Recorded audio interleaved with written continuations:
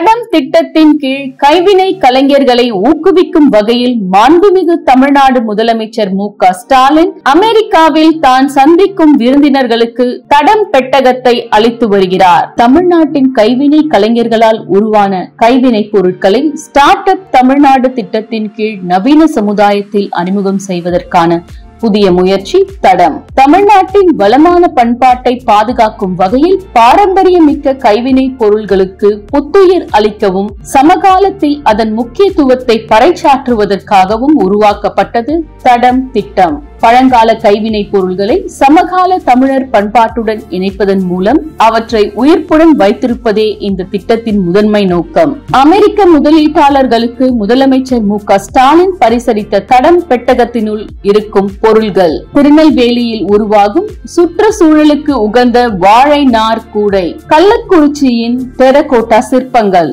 நீலகிரியின் தோடா embroidery சால், பவானியில் இருந்து பவானி ஜமக்காலம், புலிக்காட்டில் இருந்து பனையோலை ஸ்டாண்ட், கும்பகோணத்தில் இருந்து பித்தளை விளக்கு.